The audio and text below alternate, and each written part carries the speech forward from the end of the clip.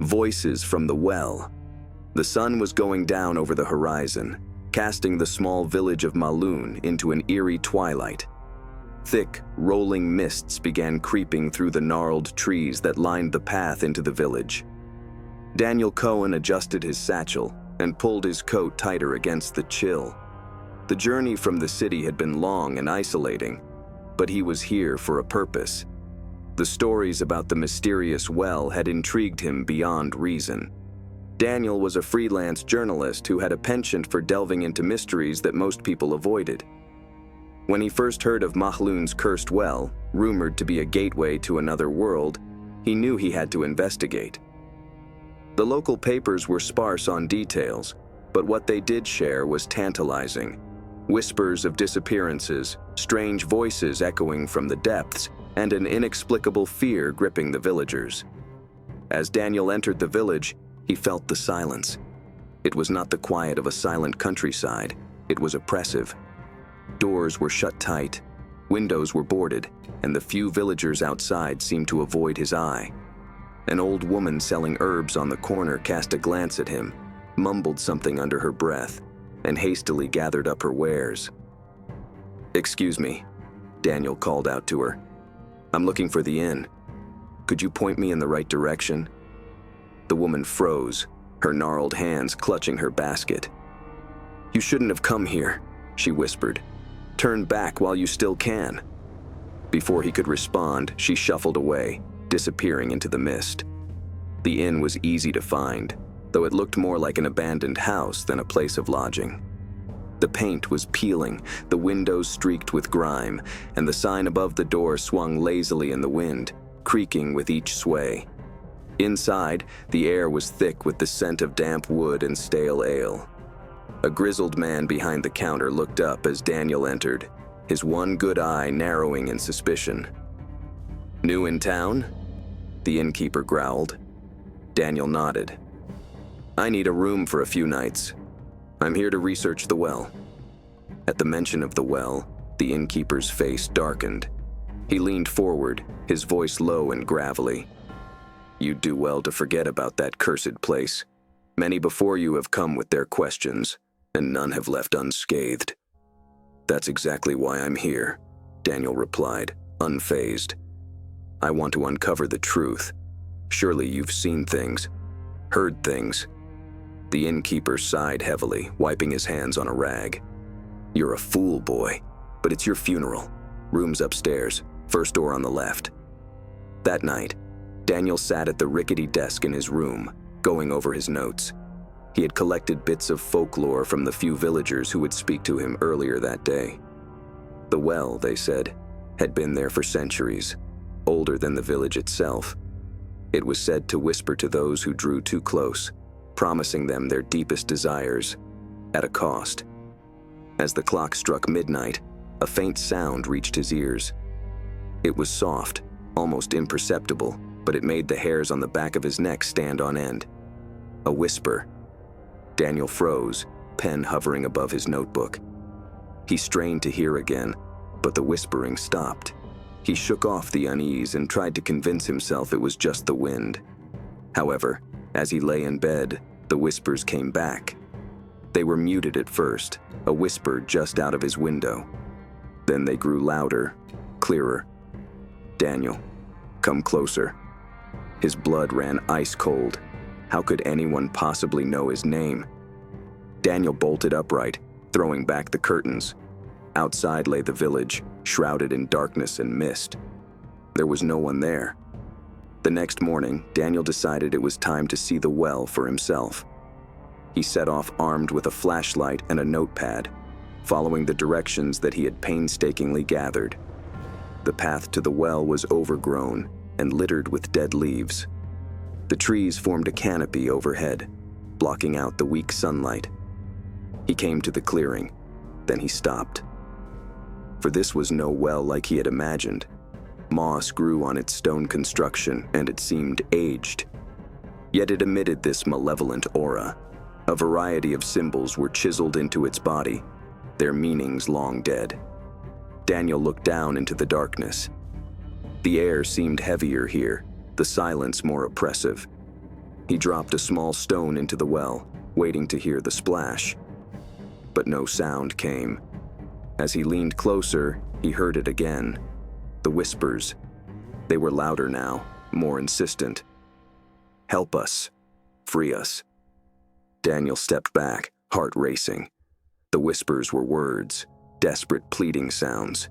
He tried to catch his flashlight and beamed into the well. The small light didn't go a long way inside the deep hole, but for the instant, Daniel could almost swear he thought he spotted something moving, a silhouette vanishing into an out of earshot. As Daniel returned to the village, his mind raced. What had he seen or heard? The whispers haunted him, echoing in his ears long after he left the well. He needed answers, but the villagers were reluctant to speak. That evening, he cornered the innkeeper. "What's down there? What's in the well?" The innkeeper's face was ashen. "You've heard them, haven't you? The voices. They're not human." "Then what are they?" Daniel demanded. The innkeeper hesitated, then leaned in close. "They're the lost souls, those who made deals with the well, thinking they could outsmart it. But the well takes more than it gives, and once it has you, there's no escape." That night, Daniel had a dream about the well.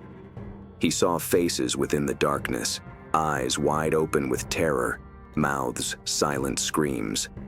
They reached for him, their hands clawing at the edges of the well. When he awoke, his hands shook. He knew he couldn't stop now.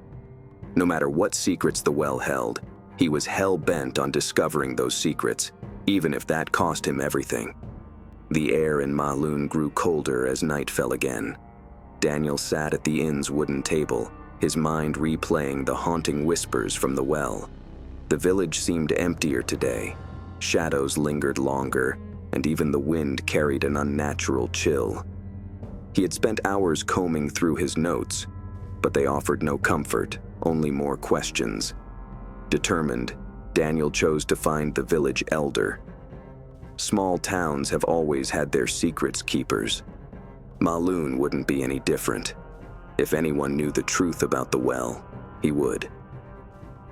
The elder lived on the edge of the village, in a crooked house with ivy creeping over its stone walls.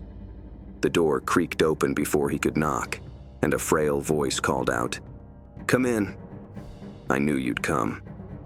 Inside, the air was thick with the scent of herbs and candle wax. The elder, a hunched figure draped in a patchwork shawl, sat by the hearth. His eyes were milky with age, but there was a sharpness to his voice that belied his frailty. "You've been to the well," he stated, not as a question, but a fact.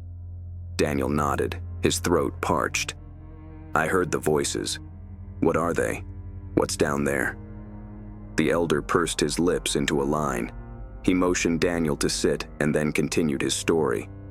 Long ago, before Mahlun was a village, this land hosted an ancient order. They were the guardians of knowledge, those in search of truth.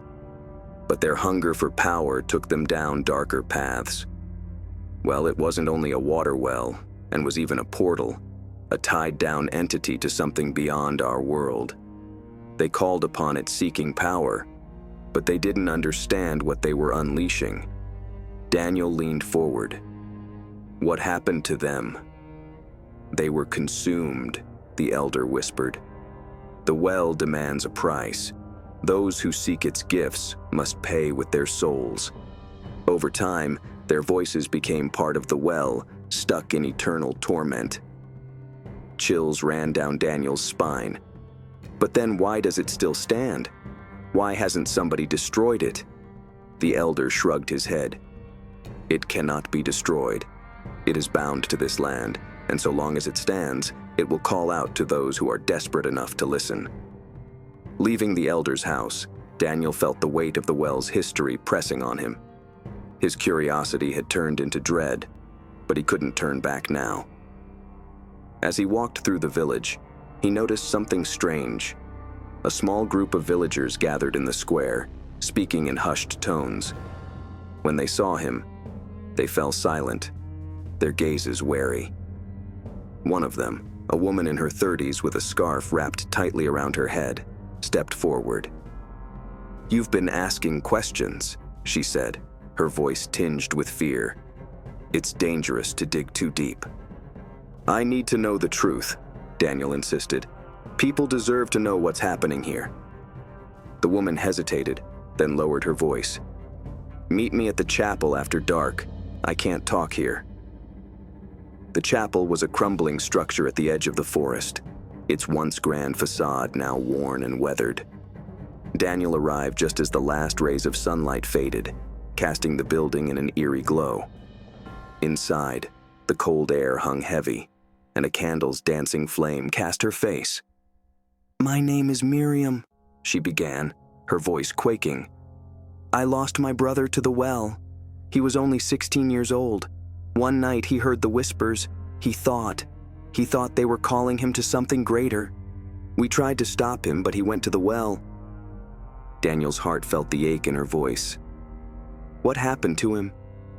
"He was never the same," she said, tears welling in her eyes. "He came back, but he wasn't him. He spoke in riddles, his eyes hollow. And then, one night, he disappeared. All we found were his shoes by the well." Miriam handed Daniel a small, leather-bound book. This was his journal. Maybe it will help you understand. Back at the inn, Daniel pored over the journal. The entries were disjointed, filled with ramblings about shadows and voices. One passage caught his attention. They promise everything: power, knowledge, freedom, but their price is steep. I see them now, in my dreams. They're not human.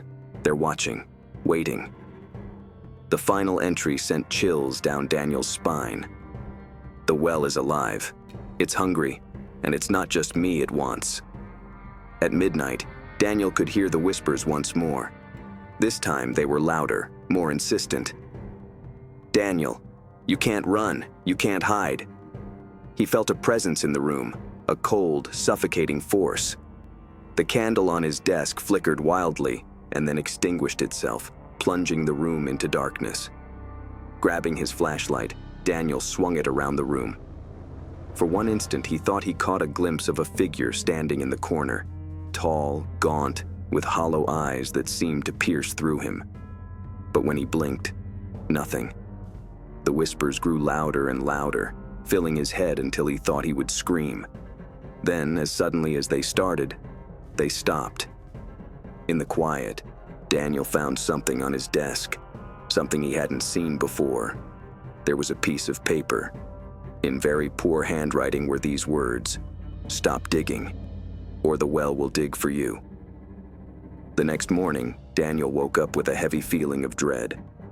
The note from the previous night still lay on his desk, with its warning echoing in his head. He could not, however, let fear grip him now. Every clue, every shadow, drew him deeper into the mystery of the well. The village was quieter than ever. The few villagers he passed hurried away, their faces pale and drawn. Even the innkeeper seemed reluctant to meet his eyes. But Daniel had a plan. If the whispers were attached to the well, and the well was really alive, then he had to face it. His mind was filled with the memory of Miriam's brother and the journal that boy left behind. That boy had heard the whispers and let them consume him. Could Daniel resist what others could not? Before returning to the well, Daniel went back to Miriam. She welcomed him with a mix of relief and fear. "You shouldn't go back there," she implored. "The well, it's not just a place. It's a force. It feeds on those who are curious." "That's why I have to go," Daniel said. "I need to know the truth. Your brother's journal. It said about the well being alive. Do you know anything about it?" Miriam hesitated, her hands shaking. "There's a story, older than the village itself. They say the well was built over a crack in the earth, a fissure where this world and something else meet. The ones who built it thought they could control it, but they were wrong." "What's on the other side of the fissure?" Daniel asked, his voice barely above a whisper. "No one knows," she said, glistening, welling tears in her eyes. "But whatever it is, it's not human, and it's waiting for someone to open the way." As Daniel walked through, the air grew heavier with each step. The trees seemed to close in around him, their twisted branches forming unnatural shapes. It was as though the forest itself were trying to keep him away from the well. When he reached the clearing, he stopped in his tracks. The well was different. The moss that had covered its stones was now blackened, and the symbols carved into it seemed to pulse faintly, as if alive. Daniel hesitated, but the whispers began again, drawing him closer. They weren't pleading this time. They were commanding. "Come closer. Come closer." The air around the well seemed electric, charged with energy that sent prickles of it across his skin. He leaned out over the edge of the well and shone the flashlight down into the depths. Nothing. And then, something moved, subtle, like ripples in water. Then he saw more. Elongated limbs, hollow eyes, and mouths screaming silent screams. The whispers grew louder, more insistent. "Help us. Free us." Daniel stumbled back, his heart racing. He couldn't deny it any longer. The well was alive. It wasn't just a gateway, it was a prison. The faces he had seen weren't just figments of his imagination. They were real, and they were trapped. But the question remained: who or what had trapped them? He decided to send a recorder into the well. If he could not see what was down there, he could perhaps hear it. He attached the device to the end of a rope and slowly released it, lowering the recorder into the depths. The whispering grew fainter as the recorder descended, replaced by an otherworldly silence. Then suddenly, a deep guttural voice boomed from the well, so loud that it shook the ground beneath him. "You cannot save them. Leave, or you will join them." Daniel yanked the recorder back up, his hands shaking. He played the recording back, but all he heard was static. Back at the inn, Daniel looked over his notes and listened to the recording once more. The voice wasn't on the tape, but he knew what he had heard. It wasn't just the souls of the lost that were trapped in the well. Something else was down there. Something ancient and powerful. That night, the whispers returned, but this time, they were inside his head. "You cannot resist us. You are already ours." Dark the room began to seem. Shadows grew along the walls. Fierce, as if exerting all the wills, Daniel clenched his head in a despairing attempt to block his ears from what was spoken. But these only got louder. Then, again for a mere moment, he felt something. Some presence. He was so cold, choking, it was unmistakable and was malevolent. The malevolence. "I told you to stop," the elder said, his voice trembling. "The well doesn't like to be disturbed." "There's something down there," Daniel insisted. "Something alive. It spoke to me." The elder nodded grimly. "It is the guardian. It protects the well, ensures that no one opens the gateway, but even it cannot control what lies beyond." "What's out there?" Daniel asked. The elder paused and then leaned in closer. "The void. It is a place of madness, where nothing and everything exists. The well is what keeps it at bay. If the gateway is opened, the void will consume us all." That night, Daniel slept again. This time he was standing at the edge of the well looking into the void. The faces were there, staring back at him, their eyes pleading. And then, out of the darkness, a hand reached out. When he woke, his pillow was wet with sweat, and his hands were shaking. The whispers had stopped, but he knew they weren't gone. They were waiting. Nothing found some solace in the daylight of the morning for Daniel, although every day that went in passing proved to be a fall towards a crazily bent world. The air around him seemed thicker, more profound shadows, and always more persistent whispers.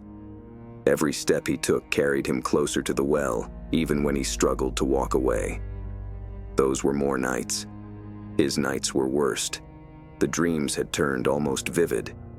he would behold dark, distorted figures clawing out their way through the darkened air. He felt these cold, skeletal hands touching against his skin, their desperate howls and cries to find freedom. It wasn't the dreams anymore, but the well was starting to spill over into his waking life. Seated in the common room of an inn, he stared into his untouched cup of tea, sensing something behind him. Turning sharply, he saw only space. But the feeling remained, as if eyes were unseen, watching him in everything he did.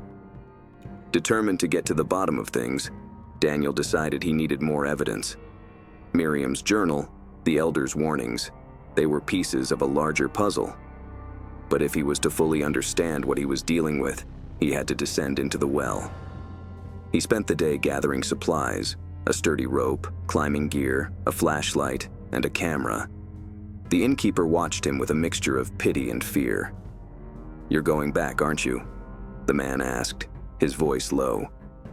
Daniel nodded, tightening the strap of his backpack. "I don't have a choice." The innkeeper shook his head. "No one ever does. But mark my words, you won't come back the same." The forest was unnaturally silent as Daniel approached the well. The usual rustle of leaves and chirping of birds had been replaced by an oppressive stillness. Even the wind seemed to avoid the clearing, leaving the air stagnant and cold. Daniel stood at the edge of the well, hesitating. The stone structure loomed before him like a monument to some ancient forgotten horror. The faint glow of the symbols carved into its surface pulsed rhythmically, almost like a heartbeat. Daniel steeled himself and secured the rope to a nearby tree, lowering it into the abyss. The whispers greeted him immediately, growing louder as he leaned over the edge. "Daniel, come closer. Join us." He took a deep breath and started down into the well. Darkness engulfed him. All he could see was a small beam of light coming from his flashlight that hardly lit up the wet stone walls. Every minute that passed, the air grew colder, and the whispers became clearer, more intimate. "They lied to you, Daniel. They will betray you. We are the truth." He shook his head, trying to shut the voices out, but they trickled into his mind like poison. Halfway down, his foot slid on the wet stone, and he swung wildly on the rope. His flashlight clattered against the wall, for a moment illuminating something carved into the stone. Grotesque faces, with mouths open in silent screams. Finally, he felt the soles of his feet touch solid ground. The bottom of the well was cavernous and far larger than he had envisioned. Walls were covered in strange, glowing markings, seeming to pulsate with each whisper. In the middle of this cavern, there was a pool of liquid, inky black in color, yet its surface lay unnaturally still. Cautiously, Daniel crept forward to the pool of liquid. He prepared to snap the camera just in case some action from below splashed the surface into undulations, which revealed a visage, a pale, grimy visage with gaping hollow eyes and an obscenely large mouth that twisted impossibly wide. "Help us," it croaked, its voice a chaotic despair. Daniel staggered back, almost losing his camera. The face melted into the liquid, and the pool calmed once more. But before he could steady himself, the whispers came again, this time louder and more urgent. "You cannot leave. You belong to us now." Panic set in as the walls of the cavern appeared to shut in on him. Markings on the walls grew brighter, casting eerie shadows that danced and writhed like living creatures. The air was growing colder, and Daniel could feel suffocating pressure building around him. It is a little more than that when the earth under him shook and cracked from the side of the pool. In the blackness, bony fingers clawed into view, and then twisting, ghoulish forms with eye holes and bent limbs. Moving at unnatural velocities, the bodies twisted in upon themselves as they lunged towards him. Daniel steps backward, his heart pounding against his chest. He's got nowhere to go. Desperation crept over him as he fumbled for the camera and snapped picture after picture of the horrors around him. The flash briefly lit the cavern, revealing dozens, no hundreds, of them pouring out of the pool. One of them lunged at him, its bony fingers grazing his arm. The touch was icy cold, and a wave of nausea washed over him. With no other options, Daniel swung his flashlight wildly, the beam cutting through the darkness and momentarily halting the creature's advance. He saw something on the far side of the cavern, great, heavy and ornate stone door. This again was covered by intricate symbols, this time more than on the well itself.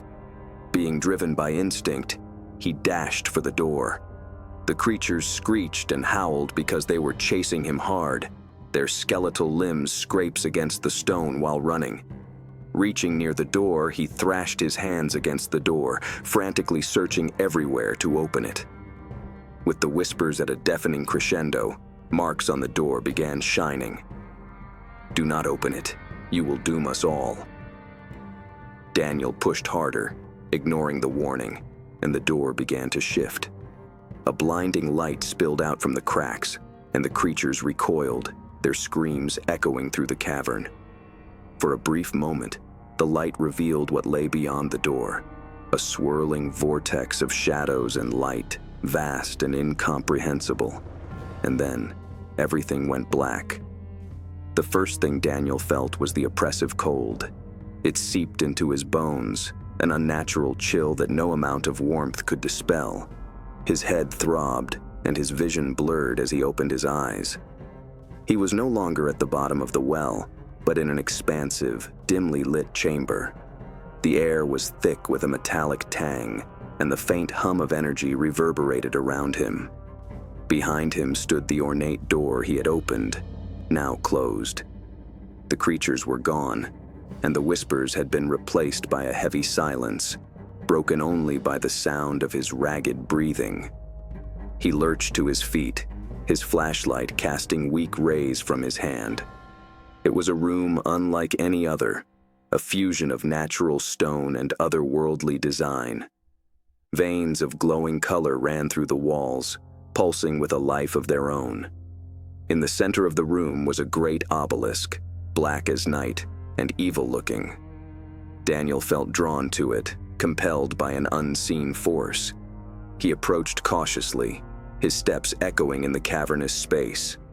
As he approached the obelisk, scenes flooded into his mind, visions of a world consumed by chaos, of shadows writhing, devouring all that is in their way. He saw the faces of the villagers, contorted with anguish, their bodies devoured by the shadows. He saw the well not as a structure, but as some living thing with its roots deep into another world. The whispers returned, but they were different now. They weren't pleading or commanding, they were explaining. We are the lost, the forgotten, trapped between worlds. Daniel recoiled, clutching his head as the voices grew louder, overlapping in a cacophony of despair. You opened the way. It cannot be undone. Through the haze of whispers, a single voice emerged, calming, authoritative, and chillingly familiar. Daniel. He turned sharply, his heart pounding. From the shadows stepped a figure draped in black, its face obscured by a hood. The figure's presence was overwhelming, its aura suffocating. "Who are you?" Daniel demanded, his voice trembling. The figure tilted its head, as if amused by the question. "I am the Guardian, the Watcher of the Threshold, and you, Daniel, have disturbed the balance." "What balance?"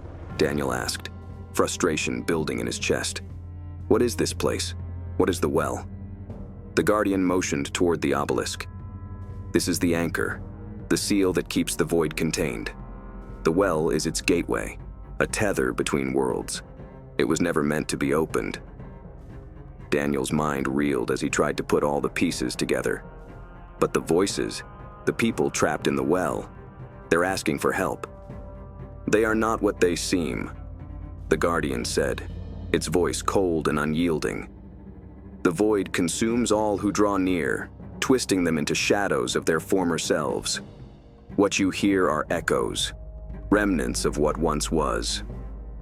Daniel shook his head, refusing to accept the explanation. "No, there has to be a way to save them, to close the gateway." The Guardian moved closer, its massive form looming over him. There is a way, but it comes at a price. The room grew dark as the Guardian raised its hand, and in its palm lay a glowing sigil. Symbols on the obelisk blazed to life, casting an eerie light on the chamber. To seal the gate, the well must be destroyed, said the Guardian. But the anchor needs a soul, a sacrifice to keep in balance. Daniel's blood ran cold. You mean, I have to give my life? The Guardian nodded. The choice is yours. Leave, and the void will consume this world. Stay, and you become the seal, to keep it safe. Time seemed to freeze as Daniel wrestled with the weight of the decision. The faces of the villagers flashed in his mind. Miriam, the elder, the innkeeper. He thought of the whispers, the voices of the lost, and the darkness that threatened to consume everything. He had come to Mahlun seeking answers, but he never expected to become part of the story. I'll do it, he said finally, his voice steady despite the fear coursing through him. The Guardian inclined its head, a gesture of acknowledgement. Then prepare yourself, for the void will not release you easily. As Daniel approached the obelisk, the chamber violently began to shake. Cracks spread across walls as the glowing veins became dull. The air seemed colder, and a deafening roar echoed through space as shadows surged toward him. The Guardian raised hands with a barrier of light, holding darkness back from reaching Daniel. Quick, Daniel, the void is waking. Daniel touched his palms to the obelisk, his hands trembling as he did so. The surface was icy cold, and a jolt of energy ran through his body, pulling him into the anchor's depths. The screams became cries, the lost voices crying out in anguish as the gateway began to close. For a fleeting moment, Daniel felt it all, the hopelessness of the trapped spirits, the hunger of the void, and the precarious balance that kept the worlds in their place. And then, there was silence. When the villagers went out to the well the following morning, it was not the foreboding edifice they had dreaded. The symbols were erased, the stones crumbling into dust. But Daniel was never found. Months later, Miriam sat by her window, staring out at the forest. The village had returned to its quiet normalcy, but the memory of Daniel's sacrifice lingered. One night, as she drifted off to sleep, she heard it, the faintest whisper, carried on the wind. I'm still here, watching. Her eyes flew open, but there was no one in the room. Outside, the wind rustled the trees, carrying with it an echo of a voice she'd never forget.